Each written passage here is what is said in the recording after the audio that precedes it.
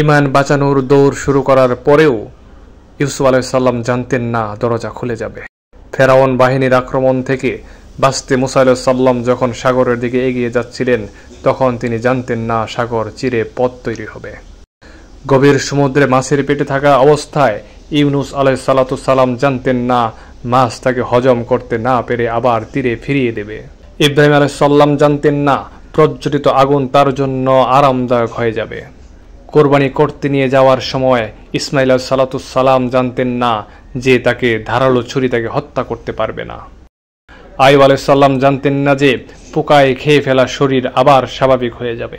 তারা প্রত্যেকেই নিশ্চিত জানতেন তাদের একজন দয়াময় রব আছে, আর রবের উপর ছিল তাদের প্রত্যেকের পূর্ণ তাওয়াক্কুল। নিশ্চয়ই তিনি আল্লাহ বিপদ থেকে রক্ষা করবেন, আর তাই হয়েছিল। আমাদের জন্য আল্লাহই যথেষ্ট এবং তিনি কতই না কর্মবিধায়ক। সূরা আল ইমরান 173 নম্বর আয়াত। আল্লাহ তোমাদের শত্রুদেরকে ভালোভাবে জানেন, অভিভাবক হিসেবে আল্লাহই যথেষ্ট এবং সাহায্যকারী হিসেবে আল্লাহই যথেষ্ট। সূরা নিসা 45 নম্বর আয়াত। বরং আল্লাহই তোমাদের অভিভাবক এবং তিনি সর্বশ্রেষ্ঠ সাহায্যকারী। আল ইমরান 150। মহান আল্লাহ আমাদেরকেও বিপদে পরিপূর্ণ তাওয়াক্কুলের সাথে শুকর ও সবর করার তৌফিক দান করুক। আমিন।